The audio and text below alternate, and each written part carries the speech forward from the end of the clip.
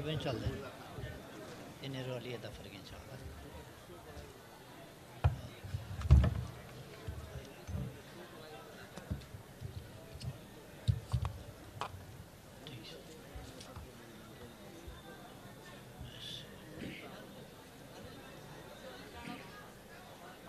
यो ठिक छ।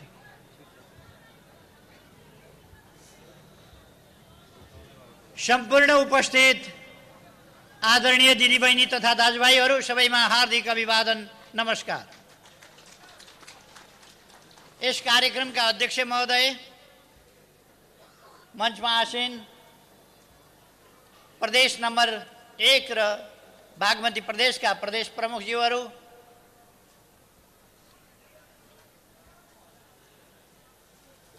संविधान सभाका माननीय अध्यक्षज्यू, माननीय मन्त्रीज्यूहरू, हाम्रा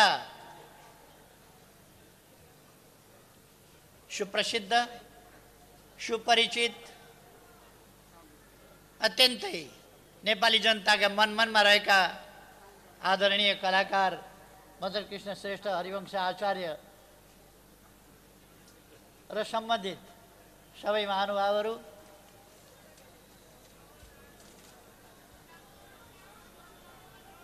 अरू तमाम विशिष्ट अतिथिहरू, विभिन्न पार्टीका प्रतिनिधिहरू, सङ्घ संस्थाका प्रतिनिधिहरू, मेडिकल कलेजका सञ्चालकहरू, डाक्टरहरू, कर्मचारीहरू, नर्सहरू र सबै यहाँ उपस्थित हुनुभएका दाजुभाइ दिदीबहिनीहरू, आज यस ठाउँमा अत्यन्तै महत्त्वपूर्ण एउटा नयाँ कामको सम्पन्नता हामीले घोषणा गरेका छौँ, उद्घाटन गरेका छौँ र यो ठाउँ, यो नगर, यो जिल्ला, यो प्रदेश र यो देश तमसोमा ज्योतिर्गमय भन्दै, अँध्यारोबाट उज्यालोतिर जाओस् भन्दै दीप प्रज्वलन गरेर यस समारोहको पनि शुभारम्भ गरेका छौँ। अत्याधुनिक क्यान्सर अस्पताल, जो दुनियाकै क्यान्सर अस्पतालहरूमध्ये अत्याधुनिक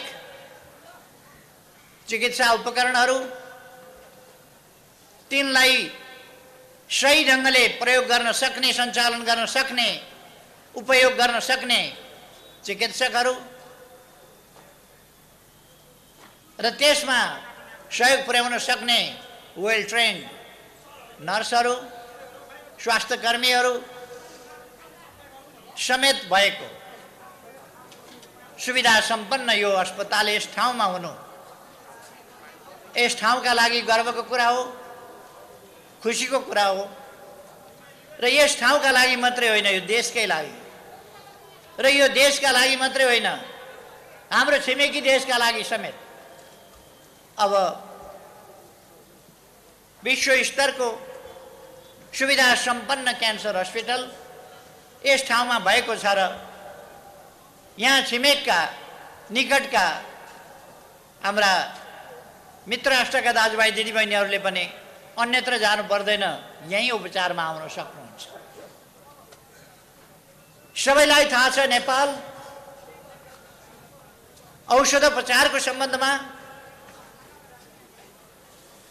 मेडिकल ट्रिटमेन्टको सम्बन्धमा, स्वास्थ्य परीक्षण वा उपचारको सम्बन्धमा संसारको सबभन्दा सस्तो उपचार पाउने, परीक्षण र उपचार पाउने देश हो नेपाल। अरू विदेशबाट पनि आउन सक्नुहुन्छ, त्यसकारण प्लेन फेयर समेत जोडे पनि यहाँ आएर उपचार गर्नु धेरै सस्तो पर्नेछ अरू देशका मानिसहरूलाई पनि। त्यसकारण यो एउटा खुसीको कुरा हो। यस काममा अगुवाई गर्ने साथीहरू दुर्गा प्रसाई, मैडम गिरिजी लगायत अघि भर्खरै हामीले पुरस्कृत गरेका कार्यकारी प्रमुखज्यू लगायत सबैलाई र यहाँका चिकित्सक नर्स समेत सबैलाई म हार्दिक धन्यवाद भन्न चाहन्छु, बधाई भन्न चाहन्छु यस सफलताका लागि। शुभकामना भन्न चाहन्छु, तपाईहरुको यो उत्साह कमजोर नहोस्, अझ अगाडि बढेर जाओस्। धेरै धेरै शुभकामना, तपाईहरुलाई सफलता मिल्दै जाओस् आगामी दिनहरुमा। धेरै धेरै शुभकामना। भन्नेहरूले भन्दै गर्छन्, आलोचना गर्नेहरूले गर्दै गर्छन्। दुर्गा प्रसाईजीको एउटा विशेषता छ, मार्सी चामल भनेर आलोचना गरे, विरोध गरे, त्यसैले उहाँले एउटा ब्रान्ड बनाइदिनु। अरु के ब्रान्ड भन्नुभयो अघि मैले बिर्सेँ। गाली गरेका छन्, तर माफिया के अरे त्यो माफिया व्हिस्की, अरु के डन डन एनर्जी ड्रिंक, जे गाली गरेका छन् ती सबै ब्रान्ड भनेका छन्। अथवा एउटा हिम्मत भएको मान्छे हो दुर्गा प्रसाई भन्ने कुरा, र कसैले अनुचित आलोचना गर्यो, टिप्पणी गर्यो भने त्यस आलोचना र टिप्पणीबाट हच्किएर आफ्ना राम्रा कामहरुमा दस्किने र पछाडि हट्ने स्वभाव नभएको, अगाडि बढ्ने हिम्मत भएको र दृष्टिकोण भएको व्यक्ति हो भन्ने कुरा स्पष्ट भएको छ। म तपाईलाई बधाई भन्न चाहन्छु, धन्यवाद भन्न चाहन्छु। आज हामी सम्पूर्ण नेपालीको राष्ट्रिय आकांक्षा, एउटै राष्ट्रिय साझा आकांक्षा समृद्ध नेपाल, सुखी नेपालीलाई राष्ट्रिय आकांक्षा तोकेका छौँ। यो भन्दा ठूलो आकांक्षा, समृद्ध नेपाल भन्दा ठूलो आकांक्षा, सुखी नेपाली भन्दा ठूलो आकांक्षा अर्को हुन सक्दैन। राष्ट्रिय सन्दर्भमा भन्ने हो भने समृद्ध नेपाल, सुखी नेपाल। त्यस सम्बन्धमा त्यो हाम्रो राष्ट्रिय आकांक्षा, राष्ट्रिय उद्देश्य, राष्ट्रिय गन्तव्य, त्यसमा पुग्नका लागि हामी विभिन्न प्रकारका विभिन्न क्षेत्रमा प्रयासहरू अगाडि बढाइरहेका छौँ। भन्नेहरू भनिरहेका छन्, खुट्टा तान्नेहरू तानिरहेका छन्। कुन्ती मोक्तानले गाएको गीत जस्तै खुट्टा तान्दै गर, म त हिँड्छु मेरै बाटो, खुट्टा तान्दै गर। पर्यो भने ब्रान्ड बनाउने रहेछ, अब ब्रान्ड बनाउने रहेछ। खुट्टा तान्ने पनि एउटा ब्रान्ड हुने रहेछ, कसैले खुट्टा तान्यो भने। आलोचना गर्दै गर्छन्, टिप्पणी गर्दै गर्छन्, विचार विभिन्न, कुण्ड कुण्ड पानी मुण्ड मुण्ड बुद्धि भन्छ। खाल्दै पछि पानी, टाउकै पछिका आफ्ना आफ्ना खालका दिमाग, आफ्ना आफ्ना खालका बुद्धि मान्छेका हुन्छन्। त्यसबाट हामी विचलित हुनु हुँदैन। देश बनाउने सङ्कल्पमा, सही बाटोमा, सही गन्तव्यतर्फ हामी सही बाटो लिएर अगाडि बढ्नुपर्छ। विभिन्न लक्ष्यहरू तोकेर विभिन्न क्षेत्रमा अगाडि बढ्नुपर्छ। अघि केही प्रश्नहरू गर्नुभयो, प्रश्नहरू सोध्छु भनेर। म त सायद मैले बोक्नै नसक्ने भारी पो बोकाउन आँट्नुभयो कि भन्ने लागेको थियो। देशै बनाउने कुरा रहेछ, त्यो त मैले भनेकै छु नि। देशै बनाउने कुरा रहेछ, त्यो त मैले सङ्कल्प गरेकै छु।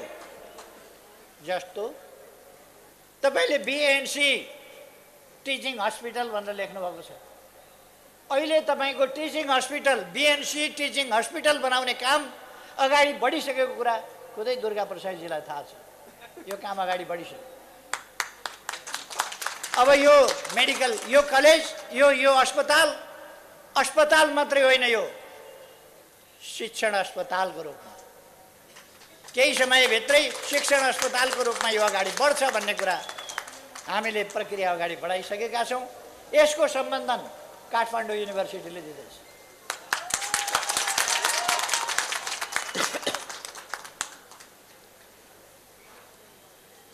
त्यसकारण तपाईको एउटा प्रश्नको जवाफ भयो।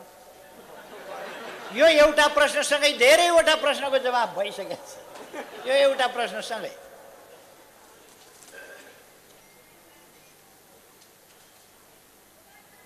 ठिक हो।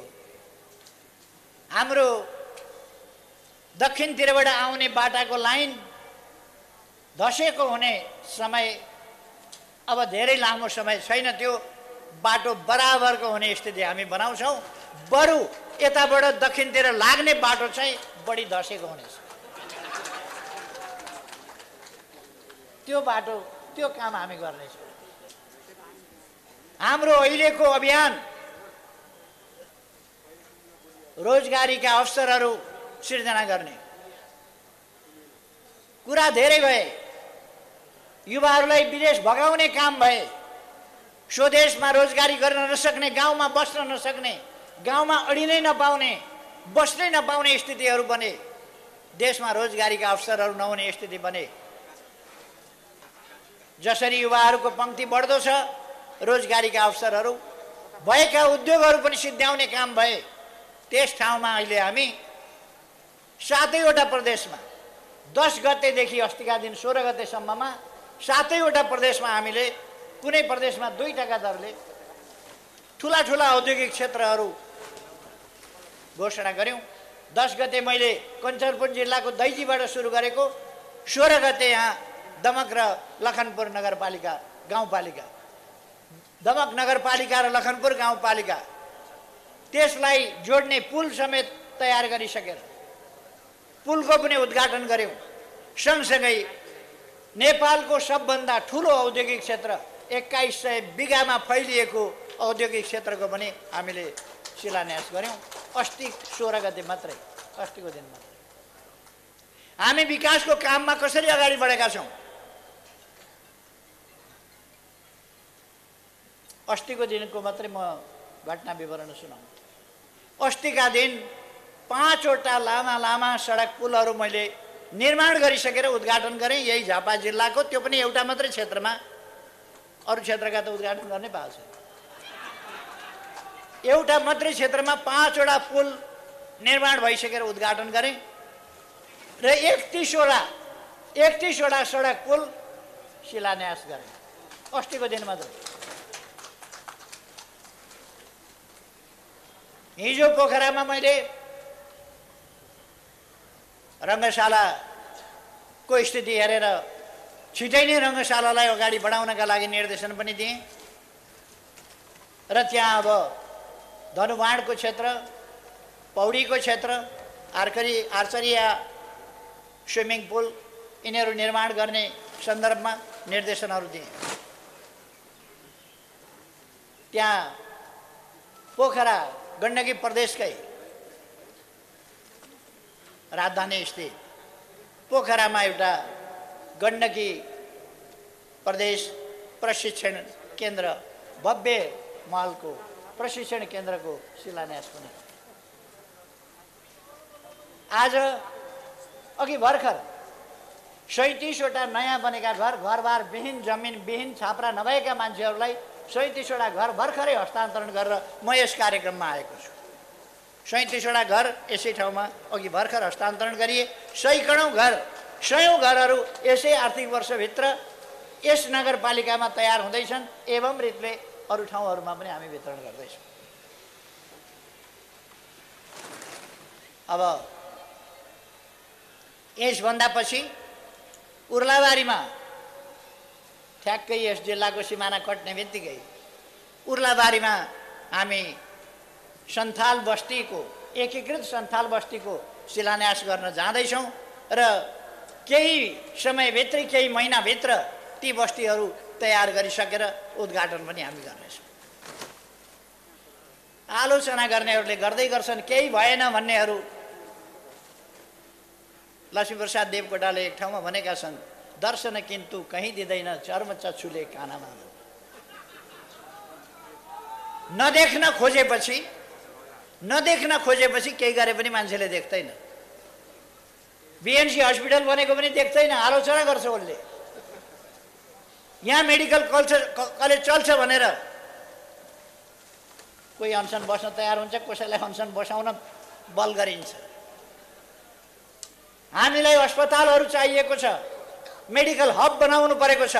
मैले अघि नै भने यस ठाउँमा देश विदेशबाट आउनु सबभन्दा सस्तो उपचार नेपालमा पाइन्छ, सबभन्दा राम्रो उपचार नेपालमा पाइन्छ। अब हामी दाबी गरेर भन्न सक्छौँ क्यान्सरको सबभन्दा राम्रो उपचार नेपालमा पाइन्छ। विदेशीहरू पनि आउनुभयो हुन्छ, सस्तोमा उपचार पाइन्छ नेपालमा। यति सस्तो दुनियाँमा एउटा सागको मुठो पनि सस्तो खोज्नुपर्छ भने नेपालमा आउनुपर्छ। सबभन्दा सस्तो पाइने नेपालमै हो। उपचार पनि, परीक्षण पनि, उपचार पनि नेपालमा सस्तो पाइन्छ। हामीलाई अस्पतालहरू चाहिएको छ, हामीलाई मेडिकल कलेज मात्रै, मेडिकल कलेजहरू चाहिएको छ, हामीलाई इन्जिनियरिङ कलेजहरू चाहिएको छ, हामीलाई प्राविधिक शिक्षालयहरू, इन्फर्मेसन टेक्नोलोजीका अरू टेक्निकल युनिभर्सिटीहरू, टेक्निकल कलेजहरू, टेक्निकल विद्यालयहरू त्यो चाहिएको छ। त्यसै कारण हामी सबै जिल्लाहरूमा कमसेकम प्राविधिक क्याम्पसहरू, प्राविधिक शिक्षालयहरू खोलिरहेका छौँ। अस्पतालहरू, यद्यपि हाम्रो नारा स्वास्थ्यको सम्बन्धमा निरोगी नेपाल भन्ने हाम्रो नारा रहेको छ। हामी नेपाललाई निरोगी जनताको देश बनाउन चाहन्छौँ, तर पनि फेरि पनि अस्पताल कुनै न कुनै समयमा त जानै पर्ने हुन्छ। केही प्राकृतिक हिसाबले जानुपर्ने हुन्छ, केही बुढौतीको हिसाबले जानुपर्ने हुन्छ। त्यस्तो अवस्थाका लागि हामीसँग पर्याप्त अस्पताल, पर्याप्त डाक्टर, नर्स, स्वास्थ्य कर्मीहरू र अन्य सुविधाहरू त्यसअनुसार हामीलाई चाहिन्छ। त्यसै कारण हामीले अस्ति केही दिन अगाडि मात्रै एकै दिन 309वटा अस्पतालको देशभरिमा एकैचोटि एउटै साइटमा, एउटै मुहुर्तमा 309वटा अस्पताल एकै दिन शिलान्यास गर्यो। 396वटा शिलान्यास गर्ने हाम्रो योजना थियो, तर प्राविधिक कारणले केही भोलिपल्ट पर्सिपल्ट लगाउनु पर्यो। तर हामीले 396 अस्पताल उद्घाटन गऱ्यौँ। एकै मिनेटमा, एकै समयमा गरेको 309वटा अस्पताल शिलान्यास गऱ्यौँ। एक हप्ताभित्र हामीले 7वटै प्रदेशमा ठुला औद्योगिक क्षेत्रहरूको शिलान्यास गर्यौँ। हामीले थुप्रो यस्ता कामहरू, मैले धेरै भनिरहनु पर्दैन, हामीले डिजिटल नेपालको अभियान अगाडि बढाएका छौँ। त्यो साथीहरूलाई थाहा छ होला। डिजिटल नेपाल, अहिले हामीले डिजिटल सोइल टेस्टिङ, माटोको परीक्षण पनि डिजिटल ढङ्गले गर्ने, एयर सर्वे मार्फत, एयर एक्सरे मार्फत देशभरिको कुन ठाउँको माटो कस्तो छ भन्ने कुरा अहिले तपाईँ हामीले कुनै पनि ठाउँबाट हेर्न सक्छौँ, टेलिफोनबाट सोध्न सक्छौँ। र हामीलाई मन्त्रालयले, विभागले, नार्कले, कृषि अनुसन्धान परिषदले त्यहीँबाट बताइदिन सक्छ यो ठाउँको माटो यस्तो छ, के बाली लगाउनुहुन्छ, यहाँ अम्लीयता यस्तो छ, यहाँ यति नाइट्रोजनको कमी छ, अथवा प्राङ्गारिक तत्त्व यति कमी छ, यस्ता यस्ता कुराहरूको कमी छन् भन्ने कुरा तपाईँलाई तपाईँको मोबाइल कुराकानीमा के बाली लगाउनुहुन्छ, कहाँनेरिको भनेर गुगल म्यापबाट हेरेर तपाईँको घर छेउको बारी हेरेर त्यसको माटोको परीक्षण गर्न सक्छ। त्यहीँ बताइदिन सक्छ कि तपाईँको माटो यस्तो छ, के बाली लगाउने हो, त्यसका लागि यो चिज यति यति हाल्नुहोस् भनेर। होइन भने हामी गाउँमा प्राविधिक पठाइदिन्छौँ, जसले अब कृषिको क्षेत्रलाई हामी आधुनिकीकरणतर्फ लाने एउटा महत्त्वपूर्ण कुरा थियो माटोको परीक्षण। माटो एक खालको, बाली अर्को खालको हुन्थ्यो। कति मल हाल्ने थाहा हुँदैन थियो, कुन मल चाहिएको छ अर्को मल हालिन्थ्यो।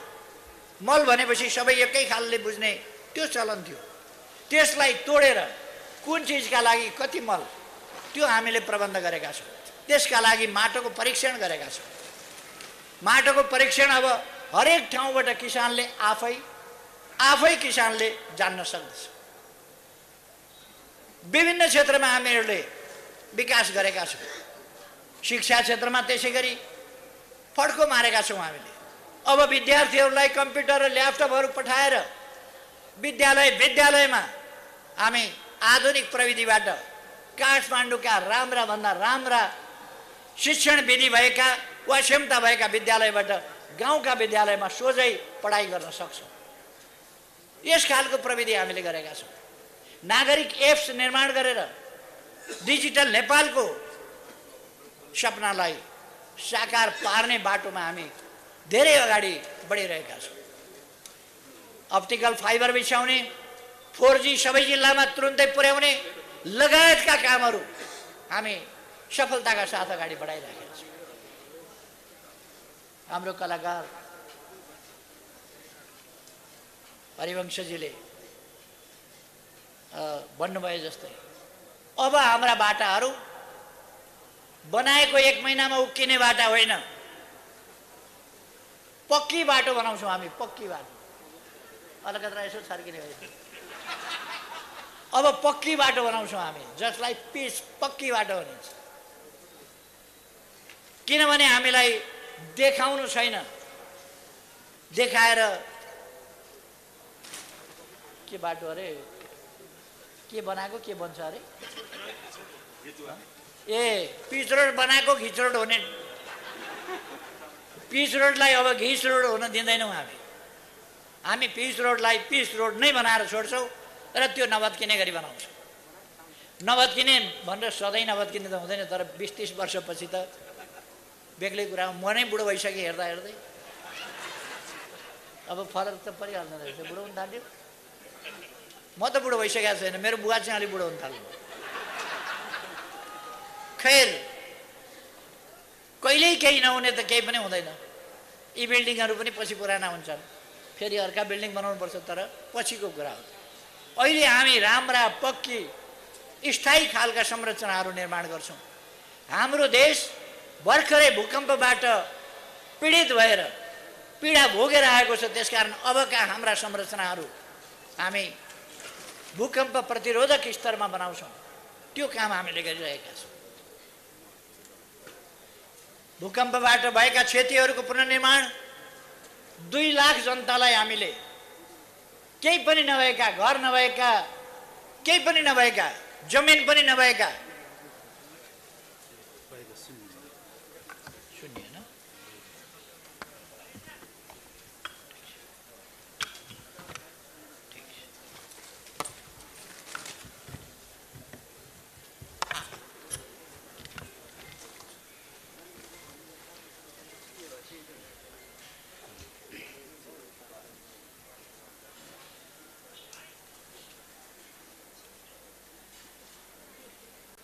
केही पनि नभएका जनतालाई, जमिन पनि छैन, घर पनि छैन, त्यस्ता जनतालाई एकीकृत बस्तीको रूपमा बनाएर 2 लाख जनतालाई घरहरू वितरण गरिसकेका छौँ। हामीले संरचनाहरू निर्माण गरिरहेका छौँ। हामीसँग संसद भवन थिएन, संसद भवन निर्माण गरिराखेका छौँ। प्रधानमन्त्री बस्ने घर कुन जमानामा बनेको, त्यही पनि घोडाको तबला जस्तो थियो। त्यही पनि भुइँचालोले चर्काएर, भुइँचालो जानभन्दा अगाडि पनि मान्छे एक ठाउँ हिँड्यो भनेदेखि सबै घर हल्लिन्थ्यो। त्यस ठाउँबाट अहिले हामी त्यो पनि बनाउँदैछौँ।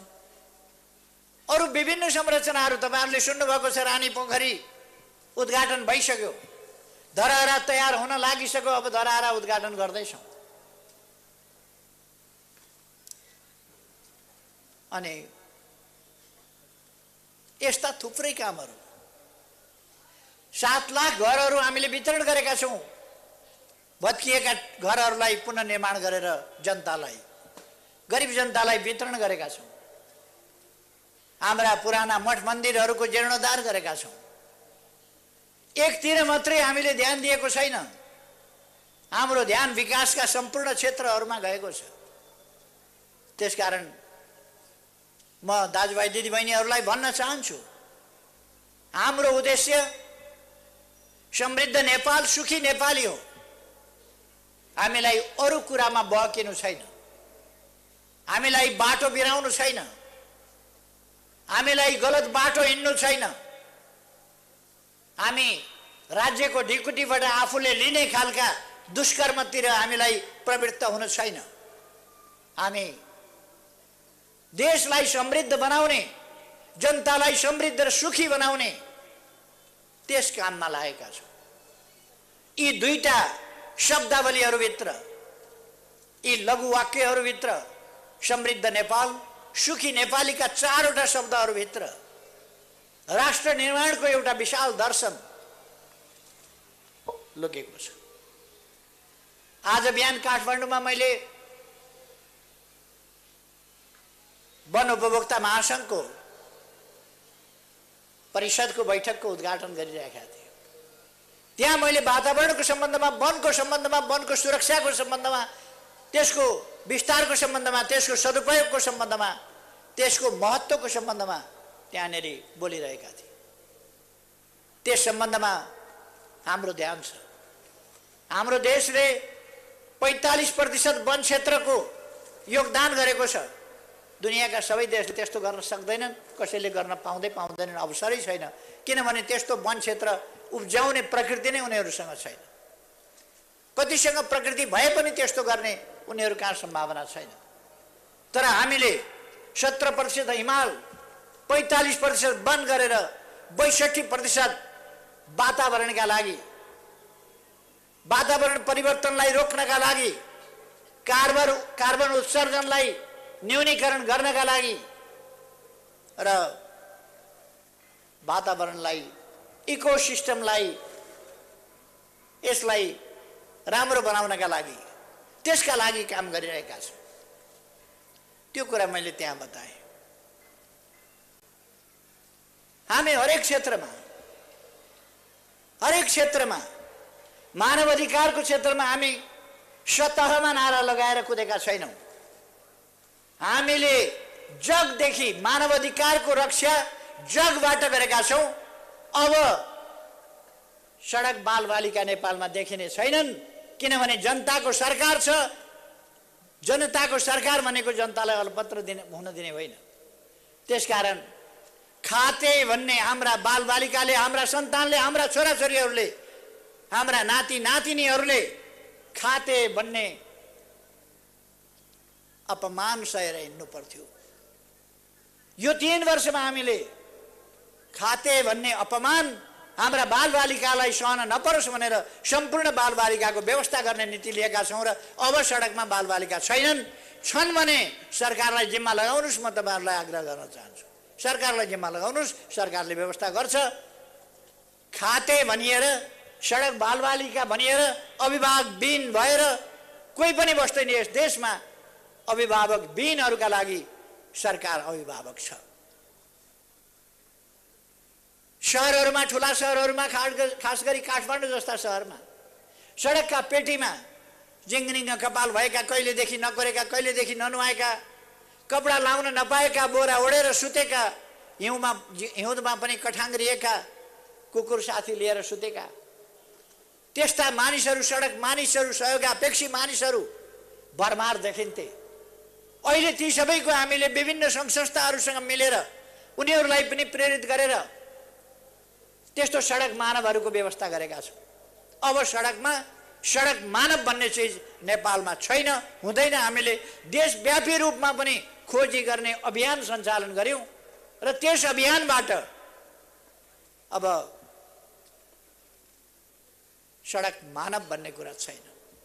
हामी सडकमा पुग्नु पर्ने अवस्थालाई बदल्छौँ र सडकमा पुग्नु पर्ने अवस्था रहन दिँदैनौँ। कोही पुगिहाल्यो भने हालका लागि, कोही पुगिहालेछ भने त्यसको व्यवस्था गर्छौँ। उसको मानव अधिकार र मौलिक हकको आधारभूत कुराहरूको रक्षा सरकारले गर्छ। त्यसै कारण मैले भनेको थिएँ कि नेपालमा सरकार छ जनताका लागि। त्यसकारण नेपालमा कोही भोकै पर्दैन, कोही भोकले मर्दैन।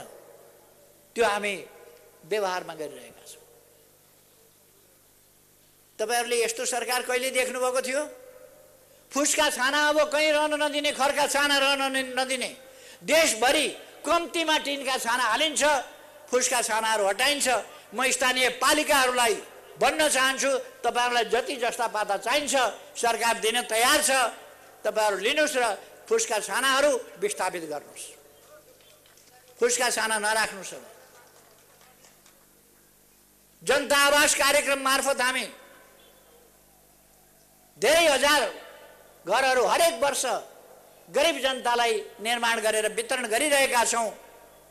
जनता आवास अन्तर्गत ससाना सुविधा सम्पन्न तर पक्की घरहरू जहाँ टोयलेट बाथरुम आदिको समेत सुविधा छ, त्यस्ता घरहरू बनाएर जनतालाई वितरण गरिरहेका छौँ। मानव अधिकारको मर्म त्यहाँ छ। राजनीतिक स्टन्टबाजी गर्नका लागि मानव अधिकारका चर्का नारा लगाएर विभिन्न रङरूपमा उफ्रिनु र कुद्नु बेग्लै कुरा हो, तर सरकारले जगदेखि मानव अधिकारको रक्षा गर्ने काम गरेको छ। तर जसले विरोध गरेका छन्, जो कराएका छन्, जसले आलोचना गरेका छन्, म उनीहरूलाई धन्यवाद पनि भन्न चाहन्छु, किनभने उनीहरूले हाम्रो कहीँ ध्यान पुगेको छैन, हाम्रो कहीँ नजर पुगेको छैन भने त्यतापट्टि उनीहरूले हामीलाई देखाइदिएका छन् र त्यो ठाउँ कहीँ फोहोर जमेको छ भने त्यो देखाइदिएका छन् भने हामी त्यसलाई उठाएर फाल्ने र त्यसलाई सफा गर्ने काम गरिरहेका छौँ। त्यसकारण आलोचकहरूप्रति पनि मेरो कुनै गुनासो छैन। तर दुर्गा प्रसाईजीले भने जस्तै काम गरिराखेको छ, देशको लागि काम गरिराखेको छ र आधारविहीन ढङ्गले आलोचना गरिराखेको छ भने स्वाभाविक रूपमा त्यो चाहिँ ब्रान्ड बन्दो रहेछ। त्यो ब्रान्ड बन्दो रहेछ र ब्रान्ड बन्छ नै, किनभने त्यो गाली होइन, त्यो श्राप होइन, त्यो आशीर्वादको रूपमा लाग्छ। दुर्गा प्रसाईलाई जसरी लागेको छ त्यो गाली त आशीर्वाद भइरहेको छ। म धेरै समय नल्याउँ, मैले अघि नै भने हामीलाई फेरि अहिले भर्खर उर्लाबारीमा अर्को कार्यक्रममा शिलान्यास गर्न जानु छ। आउने बर्खाभन्दा अगाडि नै हामीले त्यहाँका गरिब सन्थालहरू जसको बस्ती छैन, घर छैन, उनीहरूलाई एकीकृत बस्ती बसाएर ती घरहरूमा वर्षायामभन्दा अगाडि नै सार्नुपर्नेछ, आवास दिनुपर्नेछ। त्यसकारण हामी त्यो कामहरू तीव्रताका साथ अगाडि बढाउँदैछौँ। अघि नै साथीहरूले भनिसक्नु भएको छ दिनमा कति बाटो बन्दैछ। यस देशमा वर्ष दिनमा 10 किलोमिटरका दरले बाटो बन्ने गर्थ्यो कहिले कहिले, त्यस ठाउँमा अहिले एक दिनमा 5.7 किलोमिटरका दरले बाटो बन्छ। 900 पुल भन्दा बढी पुल यस बीचमा बनिसकेका छन्। सडक पुलहरू धेरै झोलुङ्गे पुलहरू बनेका छन्, तुइनहरू विस्थापित भएका छन्, बाटाहरू चौडा बनेका छन्। एकै दिन एकै रातमा त स्वस्थानी व्रत कथामा मात्रै हुन्छ। सतीदेवीले यसो सोधेका बेला महादेवले यतापट्टि हेर त भनेर घर देखाएको, यो त व्रत कथामा हुने कुरा हो। वास्तवमा भन्ने हो भने बाटो बनाउन त समय लाग्छ। तपाईहरुले देख्नु भएको छ चाराली भद्रपुर सडक बनेको छ, तपाईहरुले देख्नु भएको छ बिरतामोड भद्रपुर चन्द्रगढी सडक बन्दैछ, तपाईहरुले देख्नु भएको छ। सकेसम्म छिटो भनिएको छ, तर छिटो भने पनि सबभन्दा छिटो मान्छेको मन उड्छ। मन जस्तो छिटो बाटो त उड्दैन नि, त्यो त बनाउन अलिकति समय लाग्छ। मन त सबभन्दा छिटो उड्छ, कुनै पनि चीज भन्दा छिटो मन उड्छ। अहिले अमेरिका, त्यहाँबाट जापान, चन्द्रमा, मंगल, शनि, बृहस्पति, सूर्यभन्दा पर, आकाशगंगा भन्दा पर अर्को आकाशगंगा, धेरैवटा आकाशगंगा घुमेर फेरि यहीँ टपलक आउन सकिन्छ। मन त एकछिनमा कहाँ पुग्छ। तर मन जस्तै देशलाई एकै छिनमा बनाउन सकिँदैन, केही वर्ष लाग्छ। हाम्रो देश अविकसित अथवा अल्प विकसित देशबाट अस्तिका दिन मात्रै संयुक्त राष्ट्र संघको मूल्याङ्कन समितिले अब नेपाल विकासशील देशमा प्रवेश गर्न योग्य छ, विकासशील देशमा प्रवेश गरेको छ, यसलाई मान्यता दियोस् भनेर प्रस्ताव संयुक्त राष्ट्र संघको समितिले राष्ट्रसङ्घमा प्रस्तुत गरेको छ। हाम्रो शिक्षा सम्बन्धी प्यारामिटर्स, शिक्षा सम्बन्धी हाम्रो विकासलाई विश्व शिक्षा सम्बन्धी, बाल शिक्षा सम्बन्धी युनेस्को लगायतका संस्थाहरूले प्रशंसा गरेका छन्। कोभिड-19 आयो, हाम्रो देश सबभन्दा क्षति कम हुने देशहरूभित्र पर्छ।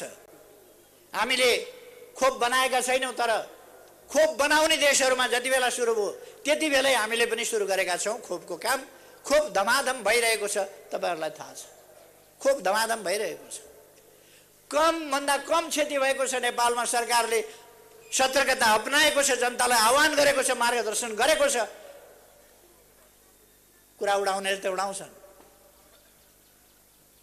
तर हामीले हाम्रो देशलाई सुरक्षित राखेका छौँ र हाम्रो देशबाट कोभिडलाई हामी छिटै भगाउँदैछौँ। तराईमा नदी नियन्त्रणका कामहरू, सिँचाइका कामहरू, 20 गते हामी सुनकोशी मरिन डाइभर्सन, सुनकोशी खोलाको पानी तराईमा झार्ने सुनकोशी मरिन डाइभर्सन, यो 20 गते हामी शिलान्यास गर्दैछौँ। यही 20 गते भनेको पर्सीबाट सुनकोशीको पानी तराईमा झार्ने काम हुँदैछ। हामी कन्काई सिँचाइ आयोजनाको विकास गर्दैछौँ। हामी तमर चिस्याङ सिँचाइ आयोजना, त्यसको तयारी गरिरहेका छौँ। मैले विकासका हाम्रा प्रयासहरू, ठुल्ठुला विकासका आयोजनाहरू, हामी ठुला सपनाहरू देख्छौँ, ठुला सपना देख्छौँ। मानव जातिले साकार पार्न सक्ने खालका ठुला सपना देख्छौँ। हामीलाई आवश्यक परेका ठुला सपना देख्छौँ। हाम्रो सुन्दर भविष्यका ठुला सपना देख्छौँ र ती सपनाहरूलाई साकार पारेर छोड्छौँ, किनभने हामी इमान्दार प्रयास त्यस दिशामा अगाडि बढाउँछौँ। हामी देशबाट भ्रष्टाचार अन्त्य गरेर छोड्छौँ। भ्रष्टाचार न्यूनीकरणका प्रयासहरू अगाडि बढेका छन्। यस बीचमा हामीले सैकडौँ बिघा जमिन, भूमाफियाले कब्जा गरेका सैकडौँ बिघा जमिन फिर्ता ल्याएका छौँ, जो दशकौँ अगाडिदेखि कब्जा गरेर बसेका थिए। ती भूमाफियाहरूबाट फिर्ता ल्याएका छौँ जमिन। कतिलाई त जे गरे पनि रिस उठ्छ। दुर्गा प्रसाईजीले यहाँ शिव मन्दिरको यत्रो कुरा गर्नुभयो। शिवजीको सबभन्दा विशाल शालिग बनाउने कुरा गर्नुभयो।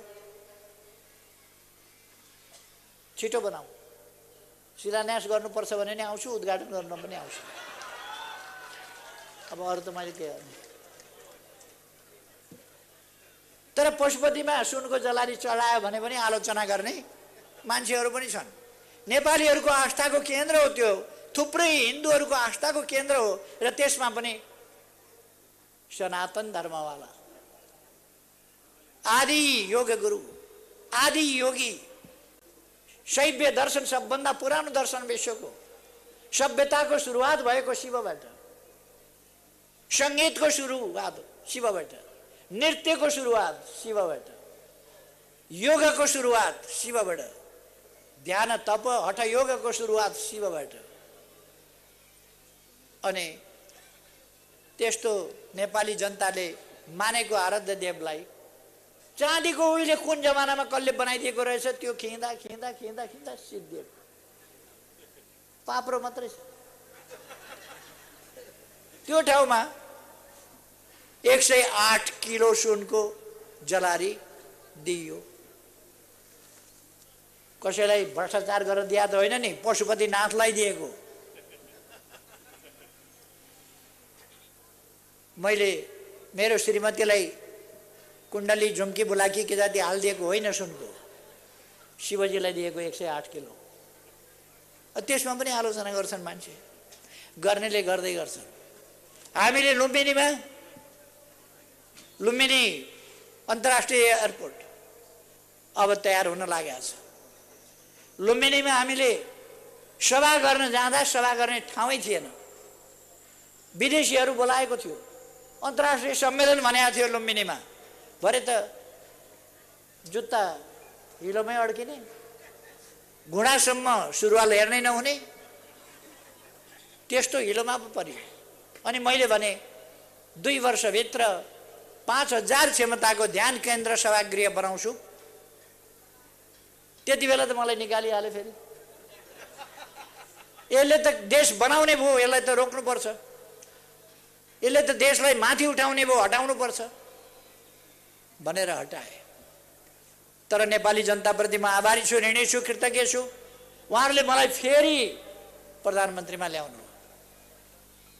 अहिले दोस्रो पल्ट आएपछि मैले शिलान्यास गरेर अब उद्घाटन गर्ने बेला भएको छ। यसपल्टको सम्मेलन हामी बुद्ध जयन्ती हामी लुम्बिनीमा भव्यताका साथ त्यो विशाल सभा हलभित्र बनाउँछ। म प्रधानमन्त्री बन्ने बित्तिकै पहिलो वर्ष नै 37 दिनमा हामीले 10-15 वर्षका लागि हुने अस्थायी सभागृह त्यहाँ निर्माण गर्यौँ तत्काल। र त्यसै वर्ष हामीले, इतिहासमा कहिले पनि भएको थिएन, इतिहासमा नभएका कुराहरू हामी गर्दैछौँ। नेपाल सुरुङ युगमा प्रवेश गरेको छ। अस्ति भर्खर मैले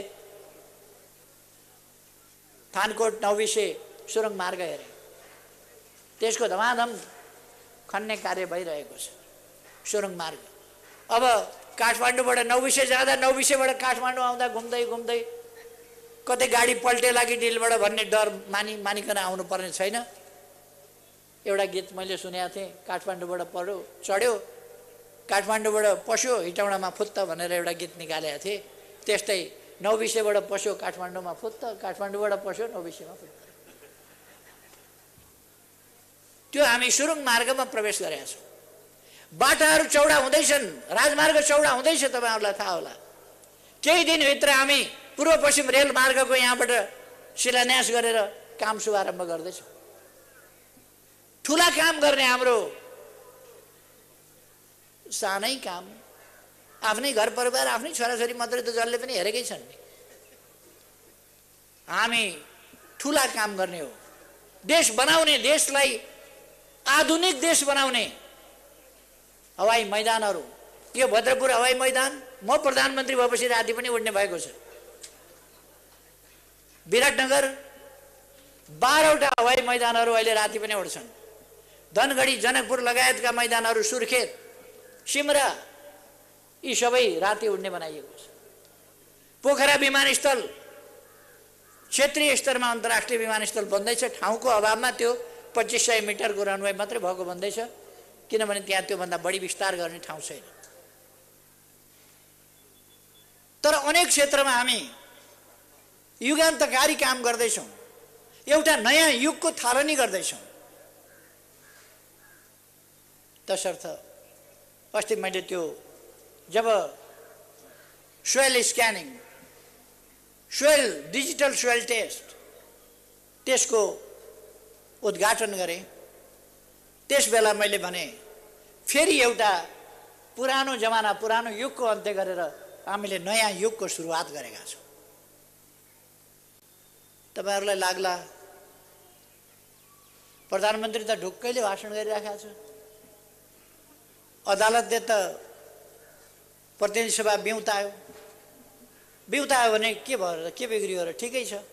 तर अब प्रतिनिधि सभा कसरी अगाडि जान्छ, देशको राजनीति कसरी अगाडि जान्छ, अदालतको फैसलाको मूल्याङ्कन परिणामले गर्नेछ। म केही पनि बोल्दिनँ। मेरो काम त प्रधानमन्त्रीको हिसाबमा अदालतले गरेको फैसला मान्ने हो, त्यसलाई कार्यान्वयन गर्ने हो। 23 गते अधिवेशन बोलाएको छु, 23 गते अधिवेशन बस्छ। राम्ररी अधिवेशन चलाएर अगाडि बढाउने मेरो प्रयास हुन्छ। मेरो नकारात्मक भूमिका कहिले पनि हुँदैन, सकारात्मक भूमिका हुन्छ।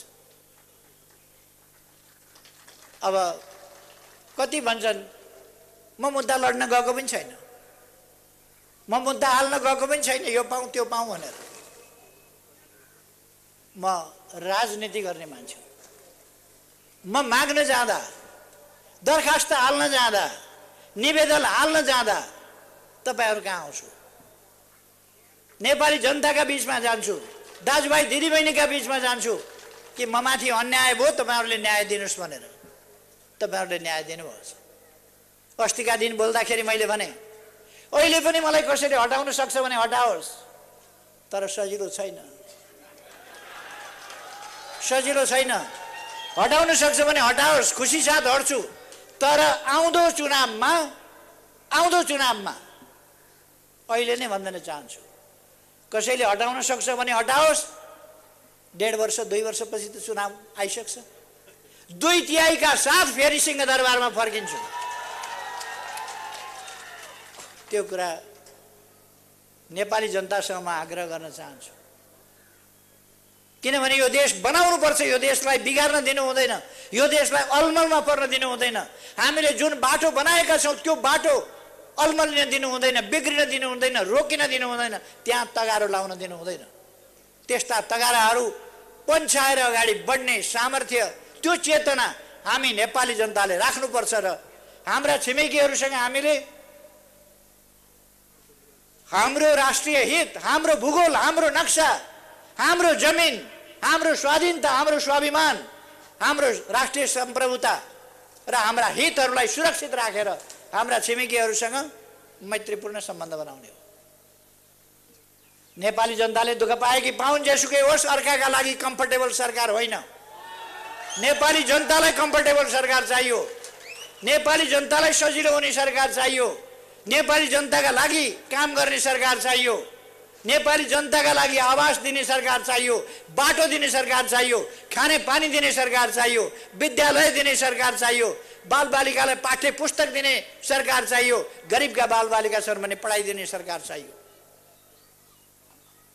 नेपाली जनतालाई कम्फर्टेबल सरकार चाहियो। त्यसकारण हामी नेपाल र नेपालीका लागि काम गर्छौँ। पहिलो सबैसँग मित्रता राख्छौँ, सबैसँग सहयोग पनि लिन्छौँ, सबैसँग सहकार्य पनि गर्छौँ। तर हाम्रो गन्तव्य समृद्ध नेपाल हो, सुखी नेपाली हो। अरूलाई खुसी पार्ने कुरो हाम्रो होइन, सुखी नेपाली बनाउने कुरा हो हाम्रो अभियान त्यो हो। त्यसै कारण सिद्धिएका उद्योगहरू फेरि जगाउँदैछौँ हामी, बाँझा रहेका खेतहरू, बारीहरू फेरि हामी हराभरा बनाउन लाग्दैछौँ। हाम्रो आधुनिकीकरणतर्फको, कृषिको आधुनिकीकरणतर्फको, पर्यटन क्षेत्रको उत्थानतर्फको हाम्रो यात्राको अर्थ पनि यही हो। पर्यटन व्यवसाय लगायतका सेवाका क्षेत्रहरू लगायतका सबै कुराहरूलाई हामी अगाडि बढाउन चाहन्छौँ। यातायात व्यवसायीहरूले सिन्डिकेट त समाप्त पार्नु पर्थ्यो, हामीले पार्यौँ। तर त्यति बेला उहाँहरूको सम्पत्ति त्यो समितिबाट उसमा कम्पनीमा स्थानान्तरण गर्नुपर्ने त्यो भइरहेको छैन। त्यसलाई हामी कानुनी उल्झन रहेछ, त्यो कानुनी उल्झनलाई पनि समाप्त पारेर व्यवसायीहरूलाई कम्फर्टेबल बनाउँदैछ, नेपाली जनताका लागि कम्फर्टेबल, त्यो कम्फर्टेबल बनाउने काम हामी गर्दैछौँ। त्यसकारण म तपाईँहरूलाई आग्रह गर्न चाहन्छु, चिन्ता गर्ने होइन, आफ्नो कर्तव्यप्रति निष्ठाका साथ अगाडि बढ्ने, एकताबद्ध भएर अगाडि बढ्ने, राष्ट्रव्यापी ढङ्गले हामी जागरणका साथ अगाडि बढ्ने राष्ट्र निर्माणको काममा। कसैले यसलाई बिथोल्न खोज्छ, भड्काउन खोज्छ, बिगार्न खोज्छ भने त्यसलाई रक्षा गर्दै अगाडि बढ्ने र हाम्रो देशलाई आधुनिक विकसित देश बनाइ छोड्ने। यस अभियानमा बीएनसी हस्पिटलले जस्तो क्यान्सरको शाखा हामीले आज बीएनसी क्यान्सर हस्पिटलको उद्घाटन गरेका छौँ। अत्यन्तै भव्य छ। भवनको मात्रै होइन, त्यसको अन्तर्य, त्यसको अन्तर्वस्तुमा भव्यता छ, त्यसको अन्तर्वस्तुमा आधुनिकता छ, त्यसको अन्तर्वस्तुमा विकासको उचाइ छोएको छ। हो यो सबै यस्तै हिसाबले हामी अगाडि बढ्दै जान्छौँ। सरकार र निजी क्षेत्र सहकार्यका साथ अगाडि बढ्छ। त्यसै कारण मैले भनेको दुर्गा प्रसाईजी, तपाईँको बीएनसी मेडिकल के टिचिङ हस्पिटल लेखा छ नि, त्यहाँ त्यो लेखिया मात्रै थियो, अब त्यहाँ पढाइ पनि हुन्छ।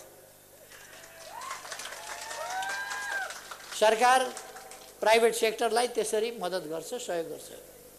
मैले चण्डी ढकालजीलाई भनिराखेको छु, मोमेन्टो गार्मेन्ट चलाउनुहोस्, सरकारले के सहयोग गर्नुपर्छ गर्छ। रोजगारीका अवसर सिर्जना गर्नुहोस्, मोमेन्टो चलाउनुहोस्, मोमेन्टो जस्ता अरू खोल्नुहोस्। अरू उद्यमी व्यवसायी साथीहरूलाई म भन्न चाहन्छु, विभिन्न उद्योगहरू खोल्नुहोस्, सञ्चालन गर्नुहोस्, रोजगारीका अवसर सिर्जना गर्नुहोस्, उत्पादनमुखी कामहरू गर्नुहोस्। सरकारले ब्याङ्कले लोन पनि दिन्छ, सरकारले सहयोग पनि गर्छ। कानुन कहीँ बाधा पर्यो भने हामी कानुन पनि संशोधन गर्छौँ। जनताको, नेपाली जनताको कम्फर्टेबल हुनु पर्यो। Comfortable for Nepali people. त्यसकारण प्राइभेट सेक्टर समेत हामी सहकार्य गरेर अगाडि बढ्छौँ। म यहाँहरूलाई यो उत्साहका साथ अगाडि बढ्न आग्रह गर्न चाहन्छु। फेरि एकपल्ट धन्यवाद भन्न चाहन्छु यो सफल कामको अगुवाई गर्नुभएकोमा र सफलताको यस बिन्दुसम्म ल्याउनु भएकोमा बधाई भन्न चाहन्छु, शुभकामना दिन चाहन्छु। यो काम तपाईको अझ उच्च सफलताका साथ अगाडि बढोस्।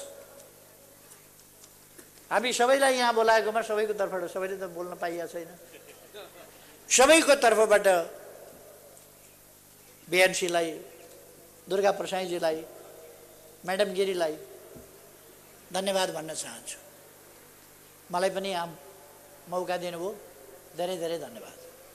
सबैमा धेरै धेरै शुभकामना। अब हामी यहाँहरूसँग बिदा पनि हुन्छौँ। धन्यवाद।